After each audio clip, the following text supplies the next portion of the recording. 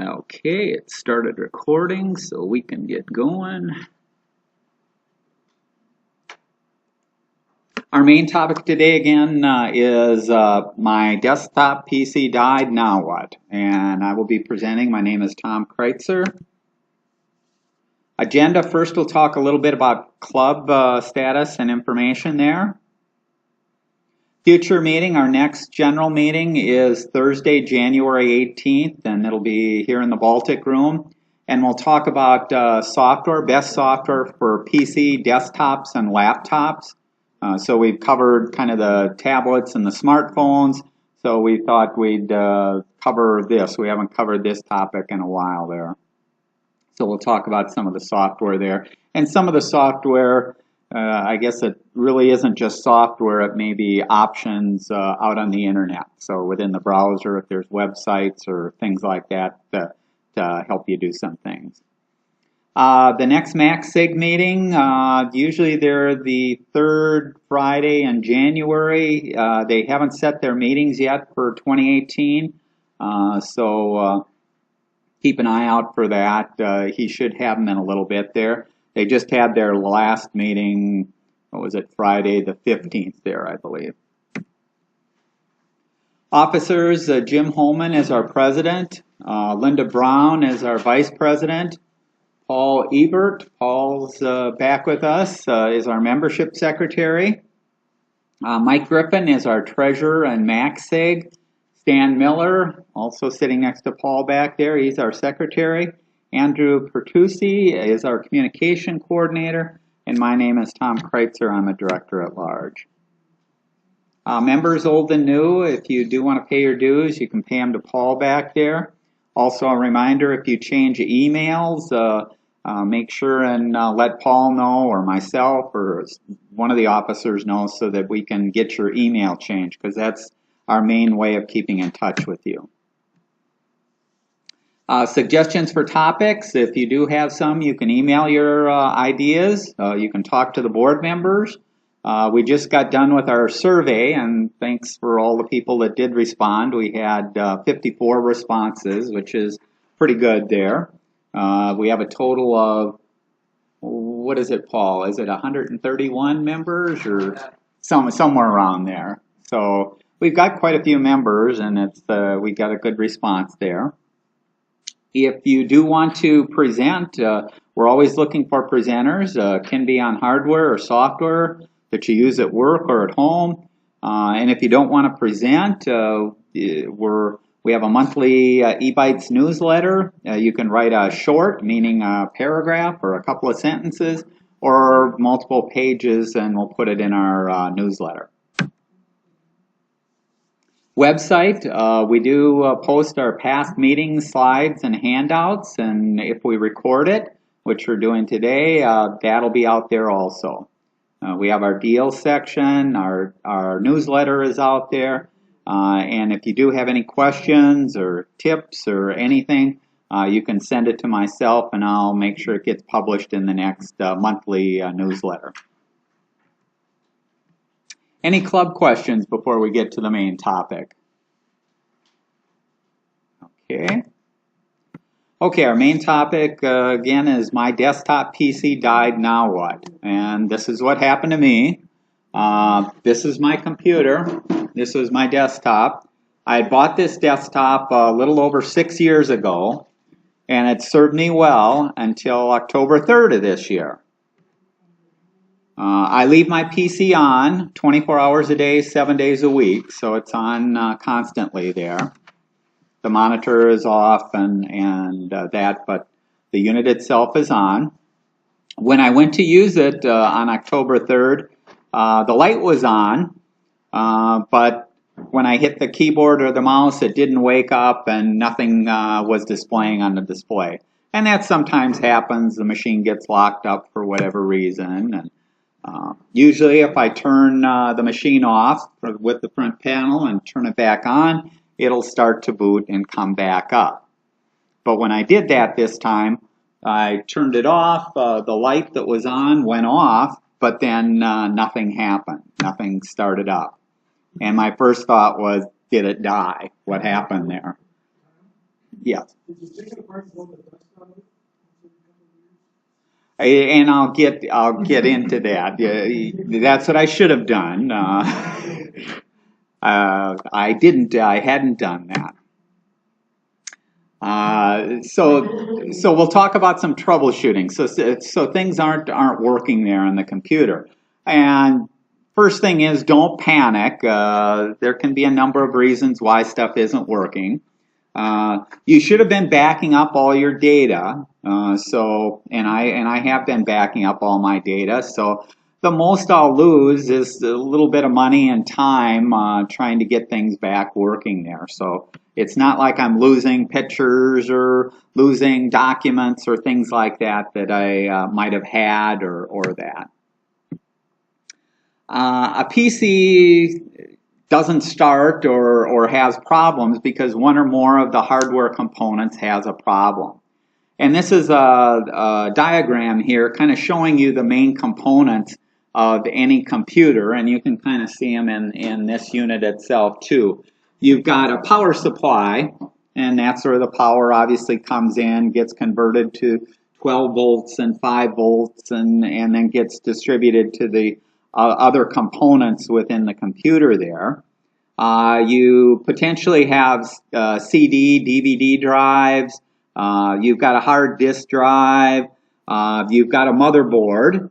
On the motherboard, there's RAM that is usually attached there. There's a CPU that's running the machine there. Slots for cards, potentially a sound card or a video card, or cards also in the machine there. So those are the main components that you have in any desktop, and for that matter in any laptop computer also.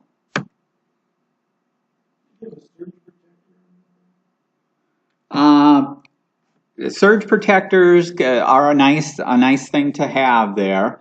In my particular case, years ago, Excel had an option where you could get a whole house surge protector. And that's what I have on my house, because nowadays, you know, you've got TVs, you've got microwaves, you've got all kinds of stuff that has electronics in there, and power surges or that can certainly knock out a lot of different devices, and the computer is just one of them there. So in my particular case, I do have a surge protector. The nice thing about the Excel surge protector at the time, and I don't know if they still offer it, but it sits on the outside right on the meter, and it has a light on there that it's active and stuff like that. And I've never had a problem with surge. What's that? The cost, I believe at the time, was maybe like $200 spread out. That you could get it put on your bill and they'd do so much a month. But I believe it was like $200 when I got it. Not to digress too much, but does that have automatic voltage regulation along with the surge? Yes. So it's got AVR. Yeah. So it was as sophisticated as it could be at the time there, and like I say, I did knock on wood, I haven't had any problem since then. Whereas I know neighbors and other people, you get a squirrel going down the line, and the wires cross, and all of a sudden you got a surge coming into the house, and you lose 2 or 3 electronic devices there. Okay. Usually the thing, so you have all these components that are inside of here. A lot of times the only problem is with a cable or a connection. And they can come loose over time because there are fans in here and things like that that can cause it to become loose and not give a proper connection. So that's probably the number one problem. And that's what I was kind of hoping my problem was, is that there wasn't any major component that had an issue, but maybe just a loose connection within the unit itself. I checked the back of the PC, and this is, like I say, where the power supply is. The power supply is right up on top here. That has a big fan, and that's where the power goes in. And the power supply actually has a little light here. and that light was not lighting up. When I unplugged it and then plugged it back in, even without the computer on, the power supply was now green, so it was getting. So that was a good sign. I was hoping that was all it was. Was green, everything was showing there.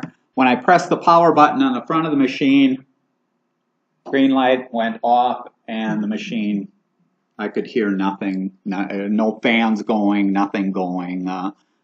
So there was a problem. My next step was to disconnect everything from the PC, keyboards, anything connected to the USB on the outside here, and then open up the case itself. And if you haven't been in your case, most of them, easily slide off by taking off a screw or two on the back here. So this just slides off. You have full access in here. I could see from the outside when I did slide it off, my vents were probably 50% to 60, 70% blocked with dust. So there was a lot of dust. This isn't a picture of my PC. I should have taken a picture, but it was close. It wasn't quite as bad as this, but 6 years of not blowing it out and not cleaning it up. And I mean, I don't live in a pigsty, but it just collected. The fans just sucked the dust and accumulated it all in the machine there. Yeah, so that. There was literally dust everywhere. So inside the machine, on the outside, and the fans and stuff like that. Like I say, the vent holes and stuff like that were covered there, and it wasn't a good thing.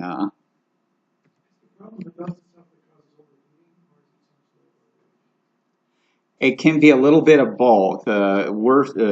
Certainly the dust accumulating on anything there is going to act as an insulator. So your CPU and stuff like that, they run hot, and it's going to keep them hot or hotter than what they should be there.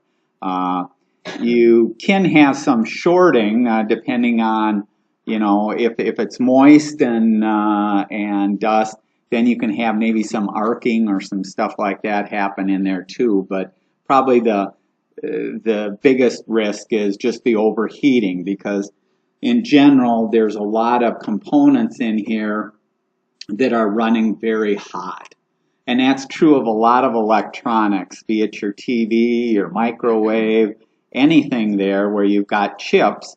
Some have ventilation, some have fans, a lot of them don't, and if dust gets in there, it can make them run hotter, and the hotter they are, the more likely you're going to have an electronic failure there. And I should have blown it out every year or two to keep it running cool, but I hadn't thought of it until I had a problem. Yes? When you say blown up, can you vacuum out also, or is it blown? You can do both, but I'd recommend blowing it out. One of the mechanisms we're talking earlier with one of the members there is if you have the cans of air, the air cans, you can take it and kind of blow it out there. Personally, what I'm going to be doing now is I have a little air compressor down in my workshop. I'm going to take it down there and use my air to blow it out there. Vacuuming, you don't get quite as much suction, but certainly it's better than nothing. A vacuum and a brush to clean the stuff off. Anything that you can do to get the holes back to what they should be and get the majority of the dust out of there. The other thing when we were talking is you may want to take this either downstairs or outside or somewhere, because if you're blowing, obviously you're blowing the dust all over, and even if you're vacuuming, the dust is so fine a dust that even a HEPA filter might have trouble capturing it, so you're sucking it in and just blowing it all over the room, and it's going to settle somewhere else. But yeah, it's certainly worthwhile to to check that and to check other electronic devices too, because after this happened, I looked like on my TV and you know, again, the air holes on that were the same type of deal. They were starting to get filled up with dust, and so it's a good idea to look at other electronics at the same time. Yes. Supposedly vacuum will create a static charge. So you have to be careful with that too. Yeah, certainly in there, and that brings up a good point. This next slide here. And like I say, when I saw all the dust, I was fearful that, yeah, the dust had done me in there. When you are working on the inside of the computer, just like recommended, you want to be very, very careful not to damage the circuitry in the computer there. And static electricity, especially in the winter time, but actually any time, if you're moving your feet or you've got a wool shirt on or a sweater on, just doing that and trying to touch in here, you can create a zap of static electricity and destroy your different components within here. So you want to be very careful not to zap anything there. And there's a couple of different ways that you can do that. The best way is with a wrist grounding strap, and this is mine. You know, all it is an alligator clip. You clip it to anything metal in here, and then you put this around your wrist, and that way if you build up any static charge, it's being discharged around here, and it's not going to arc from your finger or what you're pulling out or adjusting in here. So it's if you are going to be working with any type of electronics, I'd highly recommend this.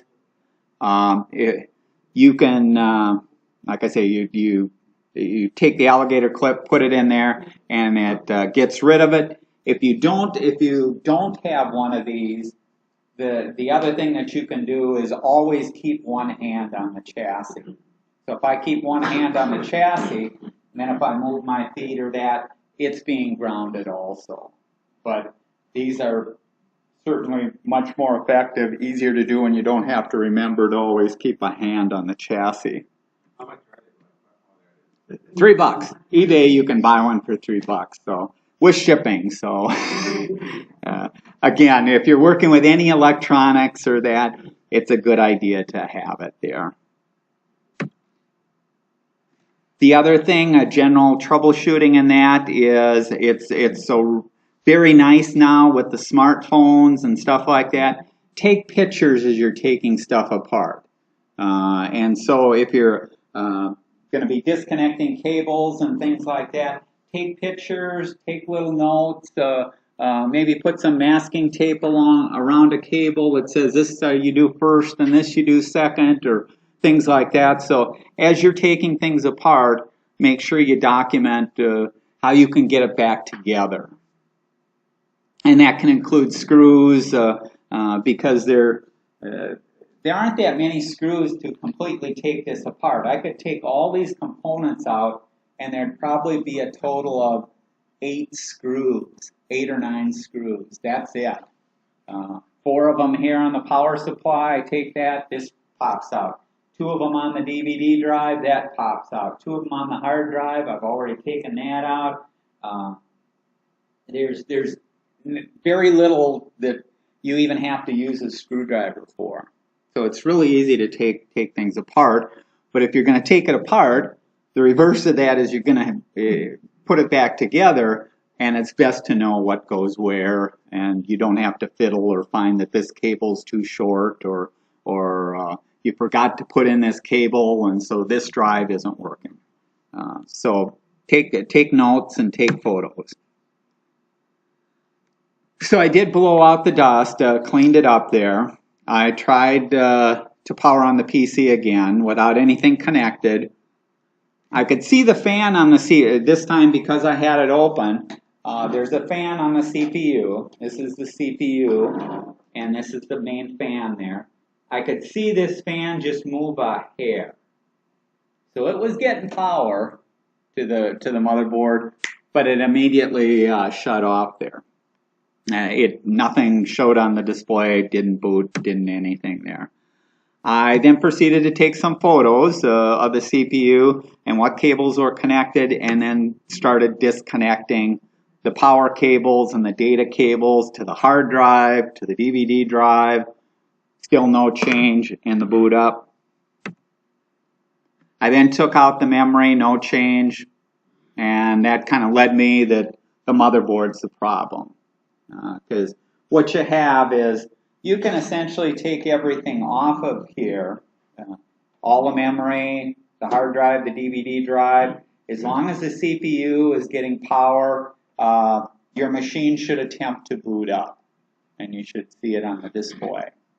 So if that doesn't happen, that's kind of the indicator that something is amiss either in the CPU or the motherboard itself.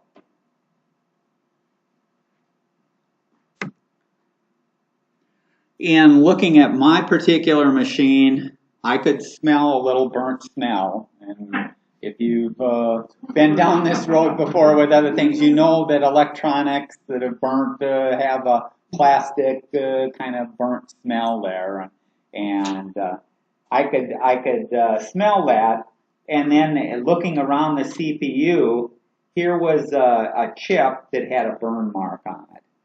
So down on the motherboard, there's a chip that I can see right next to there that looks like it's overheated and bubbled up and has black soot next to it. So that's at least one of the parts that had burnt up. I don't know. There might be a lot of other parts or something there, but it was toast. It was gone. If you're lucky troubleshooting, it might be just a loose cable, so certainly it's worthwhile to go in, move the cables around, disconnect things to see if you can fix it. And like I say, it doesn't take long at all because there aren't that many screws. If you've never taken memory out, and if you want to play around with this after the meeting, you can come up and see this too. If you've never taken memory out, I'd highly recommend go in and take the memory out and at least get yourself so that you're comfortable going into your machine and replacing things. Because it really isn't that difficult. You can see all I had to do is push a couple of tabs in here and the memory just pops out. So if I wanted to upgrade memory, how hard would it be? It's a 5-minute job to put new memory in here. It's relatively easy. Memory in this case, as long as you have the right kind of memory, you'll see this is longer than this. So you can't put it in wrong. You know, they've kind of foolproof things. So with the cables and things like that, that it's not like you can stick it in upside down or things like that. It's pretty foolproof of how to put the things in. It's just some of these things, like the memory, people will get too timid with their machine. They'll put it in, and they're afraid to push. And this stuff, you really have to push down to get it to click and lock and be seated in there. And so you can't be timid doing some of these things. You have to put both fingers in there, push it. And I don't know if you heard, but here, let's go back up. You can hear it snap, and then both these sides lock in. But I've known a number of people that put in memory, and they just kind of push it down a little bit, and it's not totally seated, and then they turn the machine on, and either their new memory doesn't show up as being there, or they get an error in the memory because all of the connections aren't making good connections there. So if you haven't been into a computer before, it's worthwhile, especially if you've got a dead one or that, go in and play around with it. Take the stuff out. Here's the hard drive. This is the hard drive. And with a couple of screws, you can get the hard drive out. And all the hard drive has is a couple of connections in the back, power and then data connections. And that's what the plugs are back here.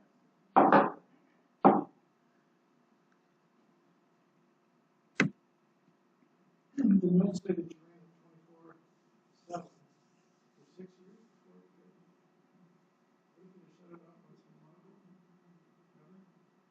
My machine is virtually never shut off. I leave it on, and I know there's other people that'll say, no, you cut the life of the machine. And then there's the other side that says, no, you hurt the life of the machine by turning it on and off. The shock of turning it on and off is supposedly worse than leaving it on. I leave it on mainly because I want to be able to sit down at my machine and use it instantly, and I don't want those background tasks, be it scanning, be it downloading stuff, be it whatever, and so I'll leave it on. Third part of that equation, and this goes back a number of years, so the people that have been members for a long time, I went after the myth of, well, if you leave this on, it's costing you hundreds of dollars a year. No, I believe because I actually put an amp meter on there and just the CPU and the display going into sleep mode, but this running, I think was costing me, I'm probably not exact, but it was something like $2.50 leaving it on all year. So the electricity cost is not great on these devices because it's not doing anything most of the time, and it's not the display. When people were talking about high costs, they were talking about the old CRT monitors and leaving the CRT monitors on, which is like an old TV, leaving that on 7x24. That'll consume a lot of energy. But no, if you let the monitor go to sleep and hard drives go to sleep and CPUs go to sleep, so even the fan in here isn't going unless it's actually doing something. So they don't consume a lot of power, and like I say, for the reasons of being able to sit down and use it, I prefer to leave it on all the time there. No, I don't let it hibernate. If you let it hibernate, it can't run these background tasks. So if you let it go to sleep, there's certain tasks that can wake it up from hibernation, but not all of them. And if you're looking for programs to be updated, for other things to happen, because I have stuff happen in the middle of the night. We talked before about defragging the hard drive. I have that scheduled once a month. I have other tasks scheduled that are running at night and in the background there. So I let that stuff, run. And if your machine is hibernated or in power save mode, not all of these software can wake it up and get it going there. Yes? I've got a question on the hard drive. Once you realize your computer is toast, is there an efficient way to wipe out all the information on the hard drive without taking a hammer to it? Yeah, we can talk a little bit about that because I will in another slide or two start talking about the hard drive itself. So if I don't answer it or that, remind me and I'll get to it there.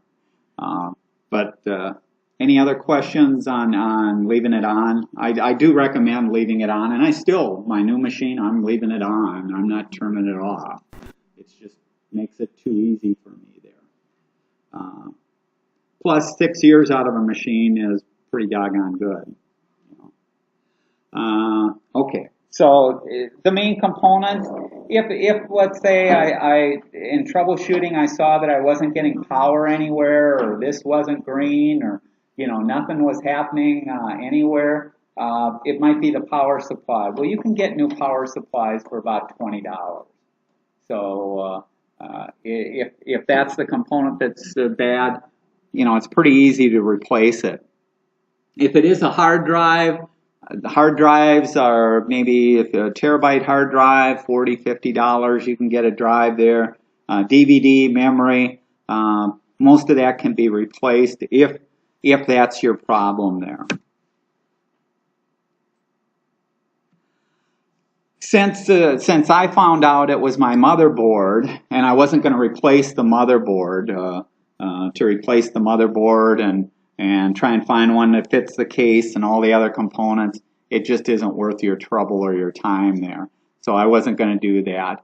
I wanted to see if the hard drive was working, because usually you can salvage the hard drive in there, whether you want to put it in another PC or you want to work with it externally. So I took out the hard drive, and actually this isn't the one that was in there, but for demonstration purposes, this is what it is. And I took it out, and I have an external enclosure. I bought an external enclosure like the one up there that you see for $15. This is the hard drive that was in mine. You can see it's got a couple of data connectors and power connectors. Well, this external enclosure, all you do, again, I don't even need a screwdriver for this. You just push it in. This has power. This has a USB connection. And I just put it in here, and now I've got an external hard drive. So I popped it in there because I wanted to see if the hard drive was still okay. Even though I had backed up, I had my backup drives that had all the information. I wanted to see if I could still access what's out there.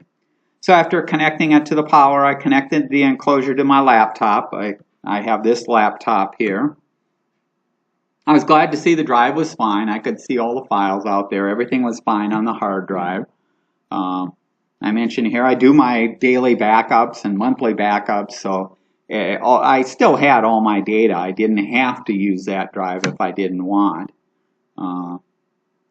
And well, let's address the issue of if you were to donate this or want to donate it. So let's say it's a working machine. If you want to donate it, we've talked in the past, there's software that lets you do an erase. And it's more than just deleting the files. It does a deep level erase of the data out there. You can completely erase that, and on most of the new machines you have another partition with the original Windows that came with the machine where you could do an install and get the machine back to its original state that you first got it in. So you could erase it, you could get it back to the Windows state, you could just leave it erased and donate it to the place, and they could do whatever they want. But if I wanted to do that erase, now that I have it on an external drive here, I can plug it into my laptop and I can completely format and erase and make sure that everything's out of there. By formatting it would take everything out. Well, when I talk about format, I'm talking about doing more than just the standard Windows format. The standard Windows format or the standard Windows delete will delete files and format files, but somebody with a little bit of software there, I could recover everything, almost everything that's out there. So there's other software that I forgot what the government calls it, level 4 or level 5 data cleaning, where it writes it and writes data over it and then erases it, writes data over it again, does that 4 or 5 times, and that being done 4 or 5 times means that the magnetic media on there, there's no way anyone's going to be able to reconstruct what the original file was on there. So you have to use some of this software, and the software itself is free. If you look for this software to format or delete files, either one, they can completely clean your hard drive. Just taking a magnet to your hard drive, is that not the thing? No, you know, people are always afraid that, oh, I've got something magnetic in my pocket, and if I get too close to it, it's going to wipe out the hard drive here. It takes a very strong magnet. And I've even tried audio bulk tape erasers and stuff like that on these. They don't affect it at all. I'll take a big electromagnet, put it right over it, and go like that. And then you'll plug it in, everything's still there. Well, if you're truly worried there, to tell you the truth, I'd like to see somebody hammer this. This is I know. this is pretty hard. The platters themselves are pretty close. This is all steel. Yeah. And the easiest way is to take a drill. If you truly want to completely destroy it, that's what a Best Buy or when they were doing things and stuff like that, they'd run drills through it. But even there, if you ran drills through it, a good person could reconstruct some of that data, and it depends on how, if you wanted to do stuff, but. The NSA probably hasn't already anyway. Well, the data itself, I mean, usually you've got it backed up on other places and stuff like that, but if you're donating a machine, certainly you don't want your passwords and some things like that out there, and so it is a good idea to, I'd recommend the software that really deletes the files and reformats the hard drive and stuff like that, but nowadays, even a lot of schools and a lot of places won't take old machines. So it really is this case of once it's dead or once you no longer have a use for it, there's not too much. The only real use is, I think in February, we'll probably have our meeting will be on Linux.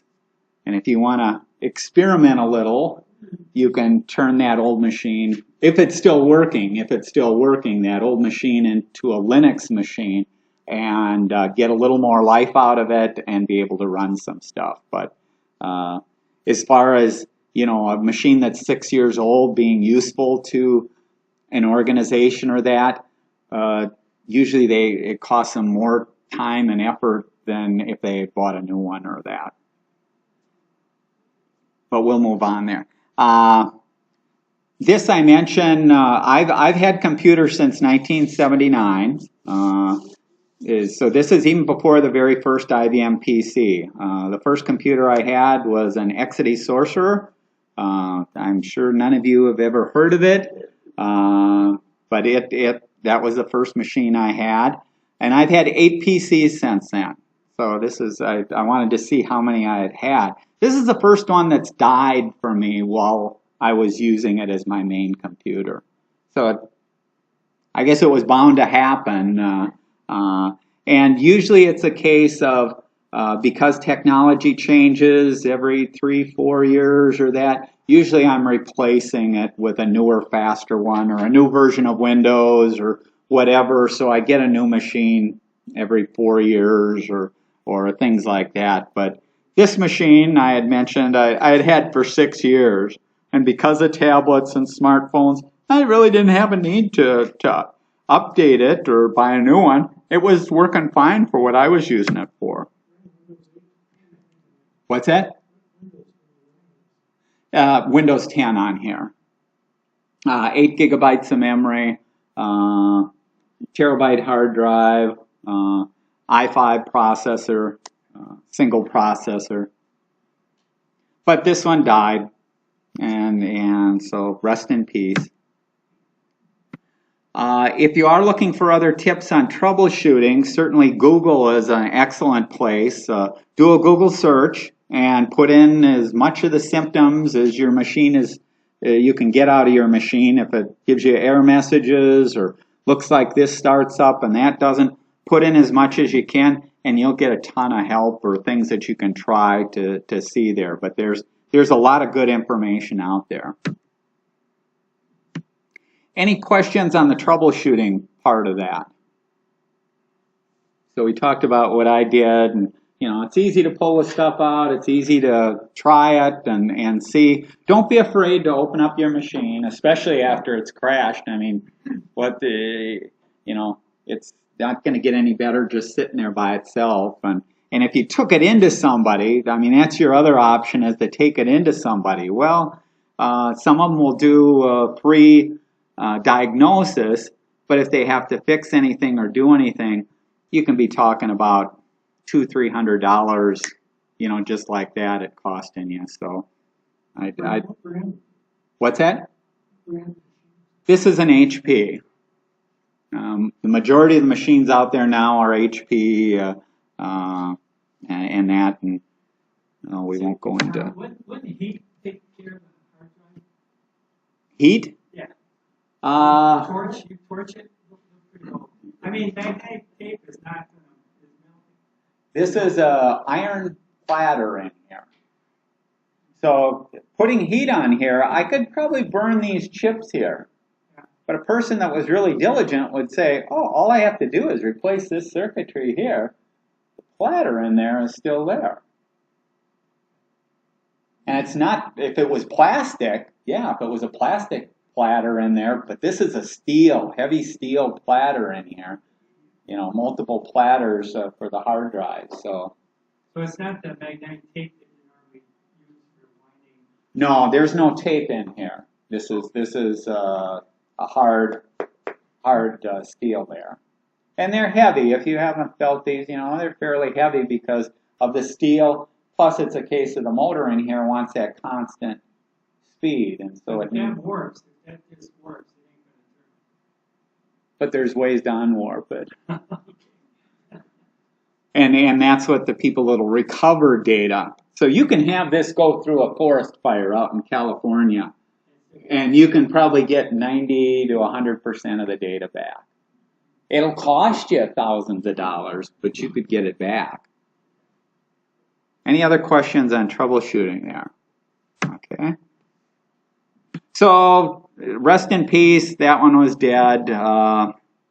With my desktop PC dead, I have my smartphone, so I use my, like most of you, I use my smartphone. I have 2 tablets. I use the tablets a lot. I have this laptop.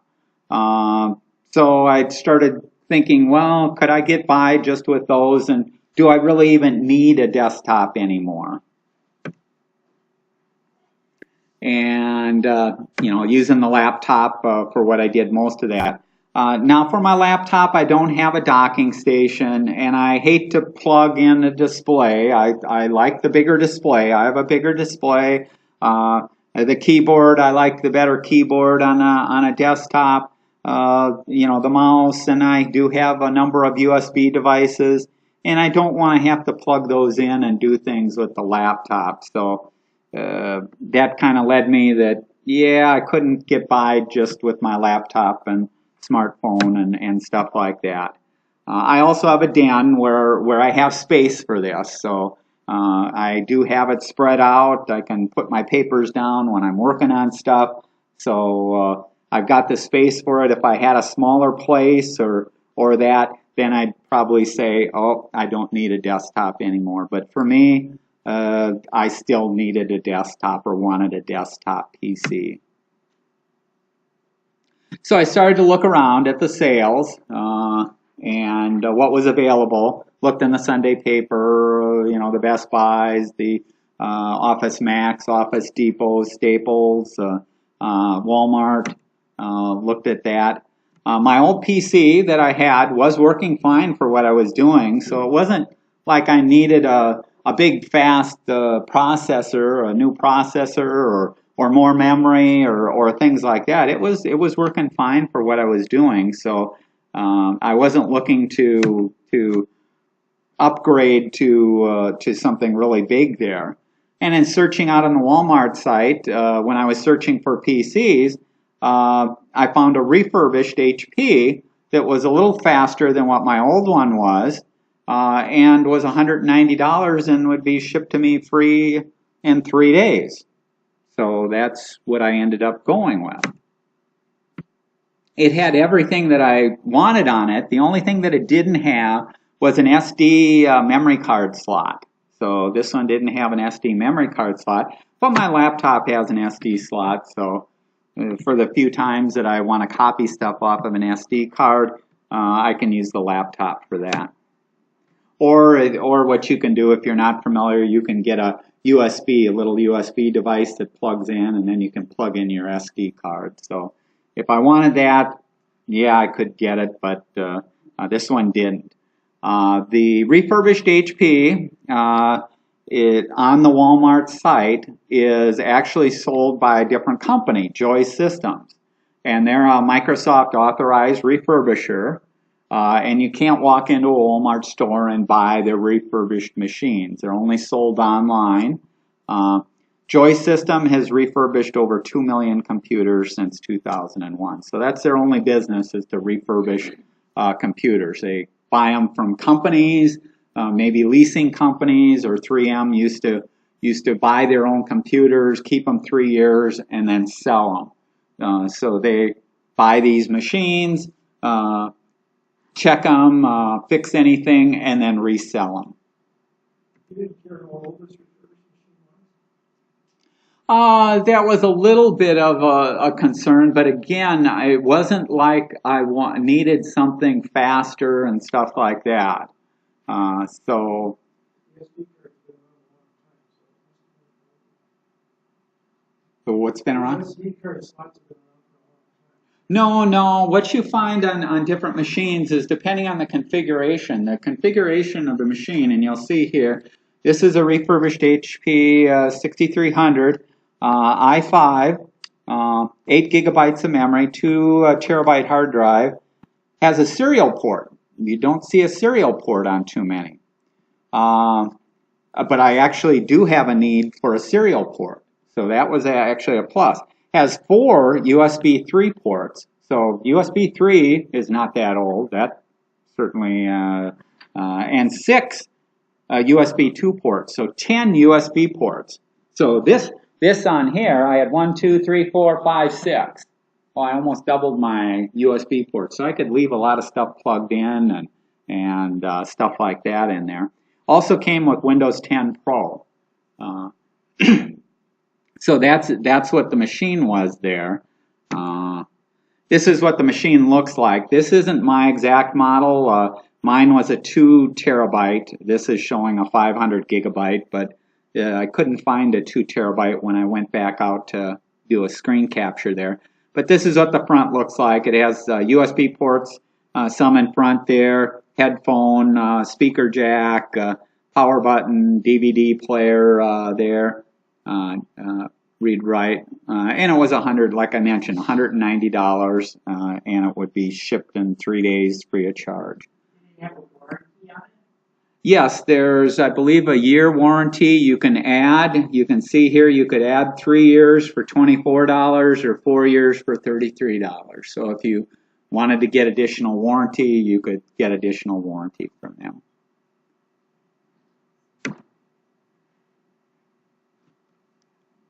So that's what I ended up ordering. Any questions on that, or? I know there's lots of variation, but what would a state-of-the-art new desktop cost? With similar specs, 8 gig memory, 1 terabyte hard drive. You'll see the i5. The i5 is not an old CPU. I mean, it's old in the sense that yes, they were around 6 years ago, but you still see it in a number of computers being sold out there by Best Buy. When you see a $200 machine out there or a $300 machine, that's running with even a slower CPU than what my $190. The equivalent machine would probably be about a little over double that, so maybe $500 range. I had considered buying a new machine and getting an i7. i7 is obviously higher number than the i5. The i7 actually a lot of those are quad processors, so you have 4 processors in there, which makes them even that much faster than, at least 4 times faster at the same speed than an i5. But again, I'm not doing heavy digital video or anything like that. I'm doing photos, I'm going to the internet, I'm using Office, and my machine was running fine for me before, and my new one runs fine for me now. And if it gets me, another 3 years or 4 years, that's what I'm looking for. Other questions on options? So I guess as far as buying a refurbished machine, I have no problem with buying a refurbished machine. Isn't the biggest issue is that if you have to go to like next version of Office or something like that, then you might have challenges with Not in this particular case because the machine runs Windows 10, and so Windows 10 is probably going to be the operating system for at least the next 5 years or more. You know, Microsoft will update it, but it's not like a version 11 is going to come out or things like that. Also in the software, things like Microsoft Office is moving to the web, Office 365, and so the platform of the desktop or the laptop is becoming less important there. But certainly there's if you're doing digital video as an example, to render a new video or things like that on an i5 computer, an hour's worth of video may take 2 hours to render. On an i7, it may take 10 minutes to render. That kind of thing. So that would be a reason if you're doing stuff that is very, very slow on an older machine, go for it. But most of us are, you know, doing our email, the word processing, spreadsheet, stuff like that, and you know, a lower end machine is going to work fine for that. You didn't have any trouble hooking up to your printer? No, the next thing I'll talk about is how I set it up there. But any other questions on how to decide, or, you know, look around, and certainly, you know, it's in some cases nice to have a new machine, but again, my fallback if I ever have a problem is I've got a laptop, I've got tablets, I've got a smartphone. It's not like the old days where you had one device, and that if that one device wasn't working, you know, you'd either have to go to the library or you'd have to go somewhere to get a connection and be able to do things. What about solid state?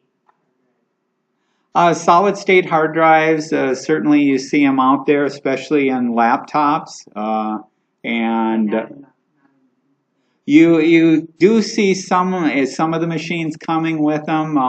Part of the issue is that you have to be careful with the solid state because some of the cheaper solid states are slower hard drives than a physical hard drive. To get a fast solid state costs a lot of money, and so if I wanted a terabyte of space in a solid state that was faster than what this is, I'd probably have to spend $1,000 just for that. Usually you'll see the solid state, especially like on laptops, you may see a laptop that'll come with 128 gig of solid state memory there. And the assumption there is you're not storing your stuff on the laptop, you're storing it up at the cloud. So do you need a terabyte? If you're storing everything up on the cloud, probably not.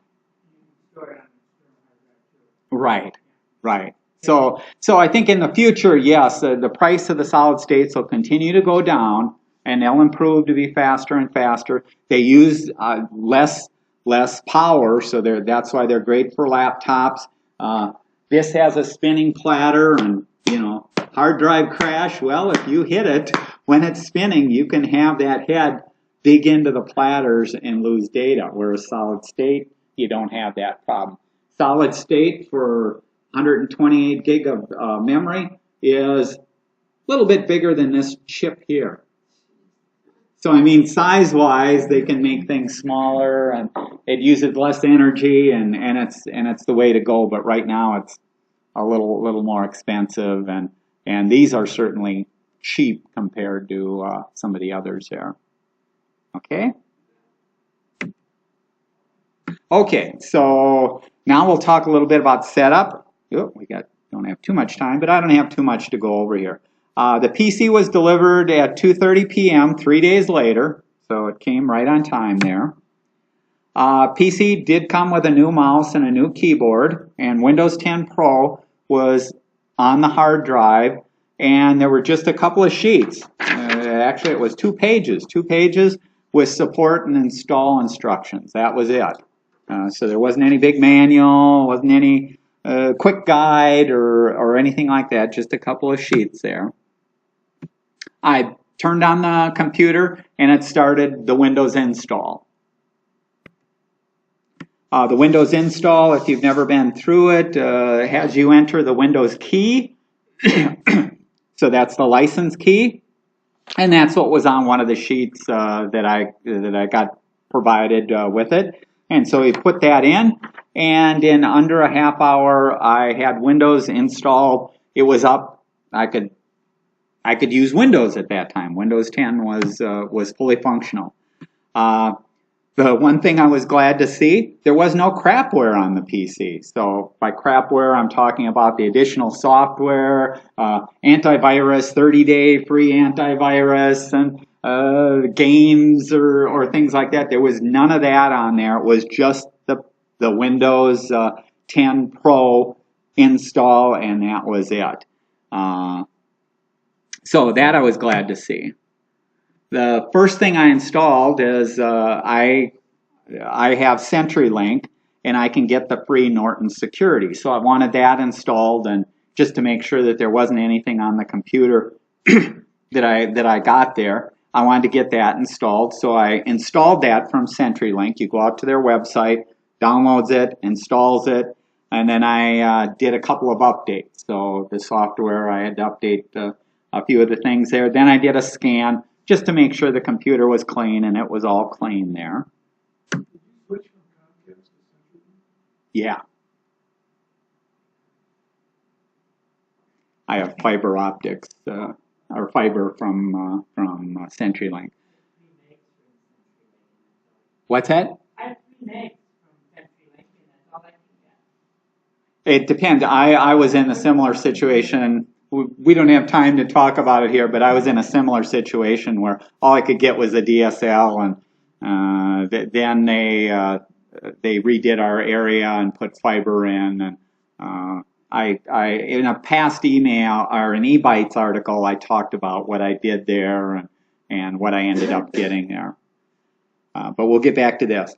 So as part of the install, it was a Microsoft install. Now, I didn't get other crapware, but Microsoft did install the trial version of Office 365, and so I saw that out there. And you can go out to your settings and look at the apps that are installed, and I saw that out there, and I said, I didn't want that and didn't want the trial or anything, so I uninstalled that. So the first thing when you get a new machine, always take a look, uninstall the stuff that you're not using, and get rid of it, because even though you're not using it, it still can be slowing down your machine and boot up, taking up hard disk space, checking for updates, things like that. So take off anything that you're not using. The other thing that I do is I turn off indexing and searching on the hard drive. And I've mentioned that before multiple times. Is by default, your machine will go out to your hard drive, and anytime you copy files or do anything, it's re-indexing those files. And by re-indexing, what it does is it opens up the file. It looks at all, if there's keywords in there. So if you mention dog in there or cat in there, that it starts building this database so that if you do a search within File Manager, it can quickly find those files. Well, I never use that capability, and that overhead is extremely intensive of your hard drive. It's constantly going out there and checking the files. And anytime you plug in an external drive, guess what? It's indexing that external drive. What's that? I've mentioned it in the past, but we'll quickly. So if I start up File Manager here, and so here's my C drive. I'm going to right-click on my C drive, go to Properties. You'll see right here, down here, there's a couple of options. Compress this drive to save disk space. That usually is off, and you don't need to compress. The other one here is allow files on this drive to have contents indexed in addition to file properties. And turn this off. Uncheck it. Doing OK. Depending on the size of the drive, it may take an hour or more to unindex it. because it has to go through every single file that's out there and change a flag on there and then delete the information. So it takes a while to unindex it, but from that point forward, it never will be looking at your files and trying to index. And you have to do it to every drive. So like I mentioned, if you plug in an external drive, by default, that's going to be checked on and it's going to start indexing the file. And you can turn it off. Turn it off and then it won't be.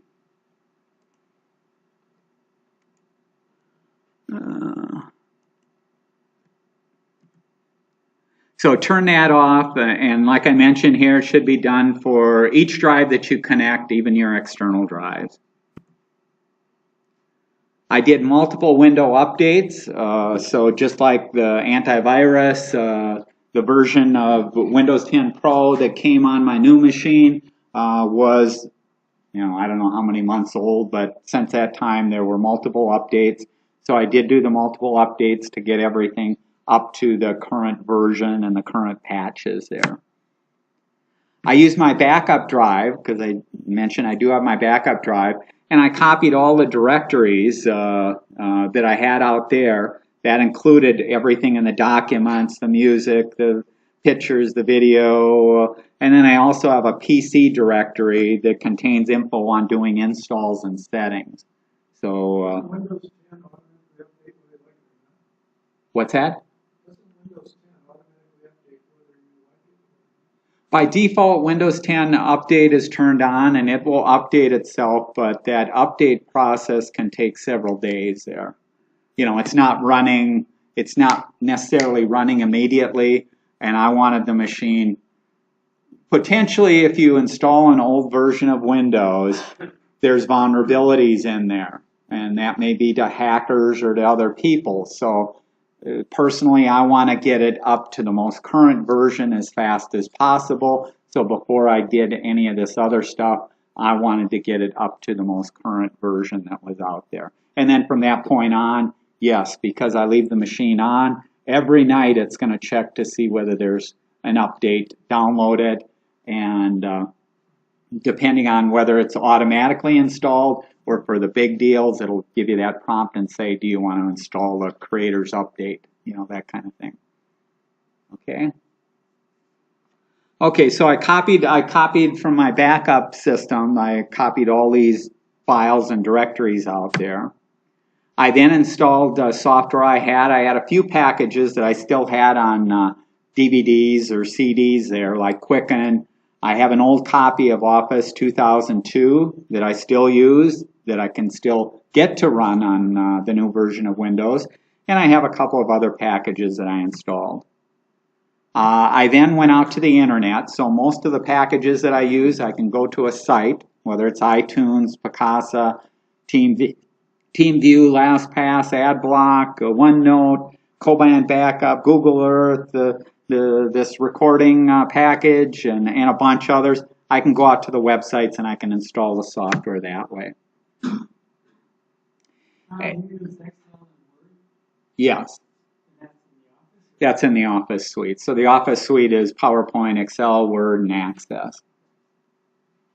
In the past, because I put it on like this machine from 6 years ago and this laptop when I got it, I keep instructions for what I had to do if there was anything different or something like that, and I keep it in a directory out there so that next time I have to do an install, I don't have to look around or search or do things. And so I have a directory where I keep those instructions, and it just makes it that much easier to set up a new machine there. I loaded Chrome on my PC, and I've talked before in the past, Chrome, I share my bookmarks. So as soon as I installed Chrome and logged into Google, my Google account, all my bookmarks, my settings, and my browser were all set to what I had before. My favorites and everything there. I loaded my printer and scanner driver. So yes, everything worked. It basically was almost the same machine I had before, except a little bit newer machine. So and I knew my printer worked with Windows 10, so it wasn't like I was trying to install a printer that was not made for Windows 10. Because I have backup software on my new machine, I wanted to make sure that that was working, so I checked the settings and the schedule in there. And that was using settings that I have in my documents folder, and the documents folder I had installed on my new machine, so all my settings and everything was the same as what I had on my old machine there. Now my old machine, or my new machine, didn't come with a separate drive. Most machines will have a C drive that you use and then a D drive with your original Windows install on there. This didn't. It just had a C drive and the Windows install was right on there.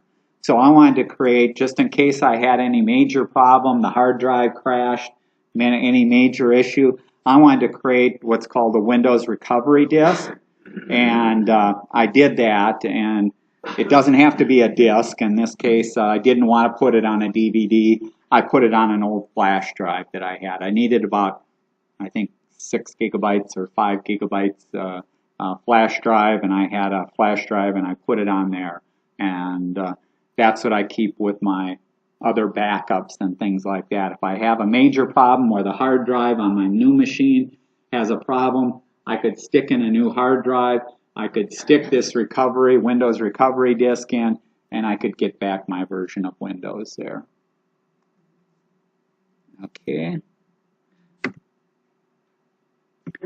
And this, I have once a year, I want to make sure and clean out my new PC there. Okay, any questions? Yes. The troubleshooting we talked about applies to laptops. I've also fussed around with desktops, but not fussed around with my laptop because I think the components are way too small. Comment about that? Laptops are a little different animal. I mean, you have your same components. Some of the components are easier to get at, actually, because if you flip your laptop over, you'll usually see multiple doors with little screws on there. Well, behind door number 1, you may find your memory. So if you want to get at your memory, that's an easy way to get that. Another slot in there is usually the hard drive itself. So if you take that off, you can get at the hard drive. The disadvantage of the laptop is they're usually proprietary to the vendor of the laptop. So if you took out a laptop hard drive, it's not going to fit in here. It doesn't use the industry standard connection there.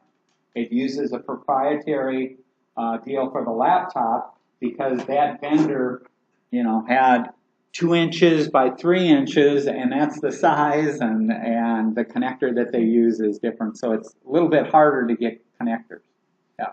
There are cables you can get that will hook into that. There are some cables. It just makes it harder.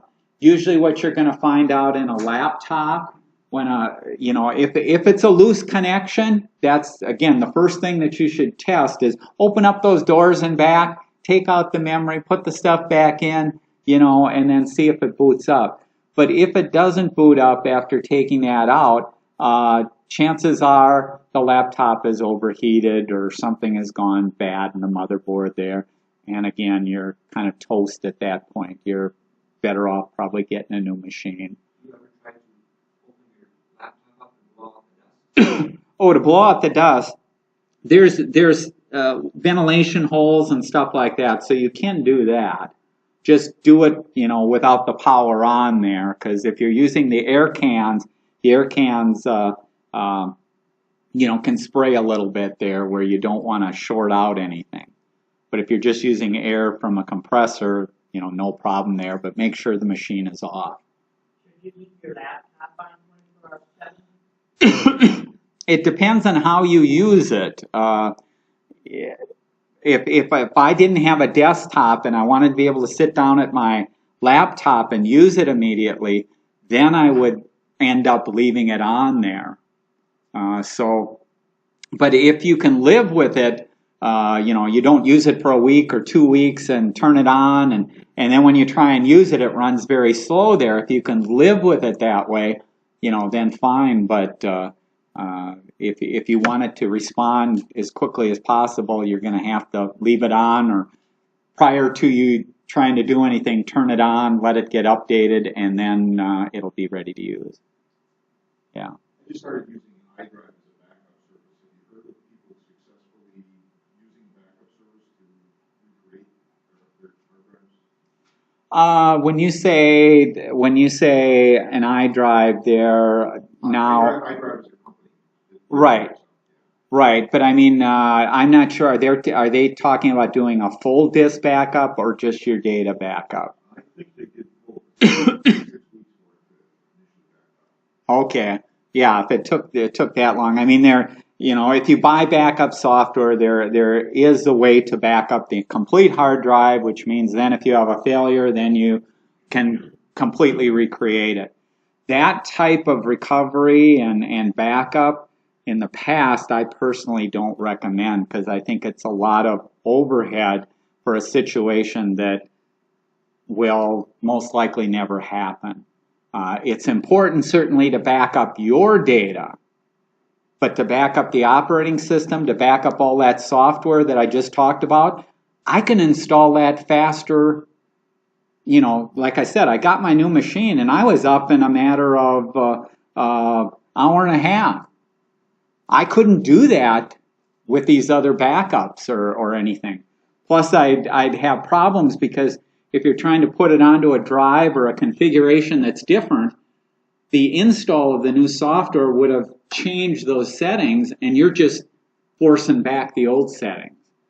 So that's where your data, make sure that it's backed up. The programs, the operating system, no. I don't believe in backing that up. Other than like the recovery disk, and there's a D drive out there that has it on, and the chances of those two going out, yes, it'd have to be a fire or that, but then I'd have a new PC. If I had a new PC, then all I need is my data. So that's, yeah. Recently, I picked up I have a HP laptop, and it did the latest creator update on it, for the end of the year, whatever on it.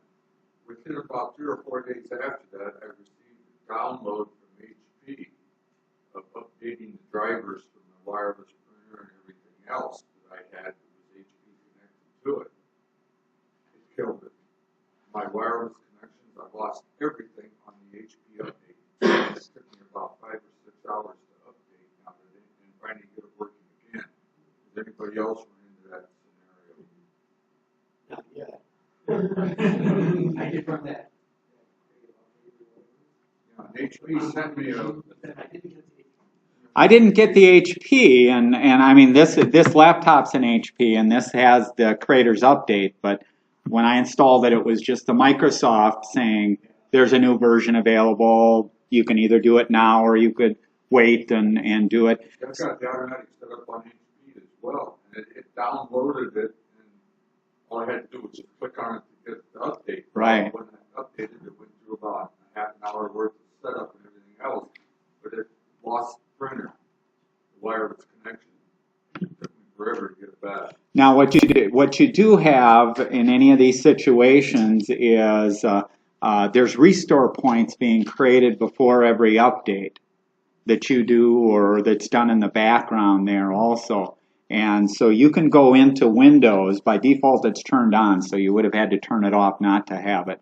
But it's turned on, and you can go back and you can, let's say your printer stopped working 2 days ago or 3 days ago. You can go back to the version where it was working there.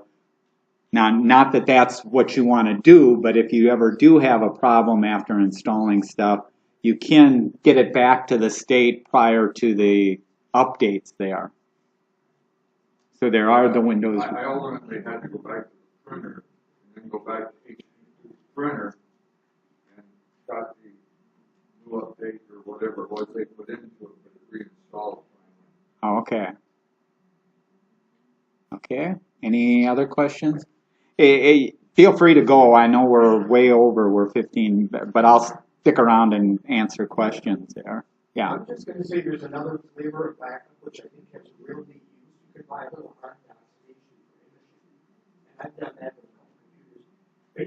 like a little toaster.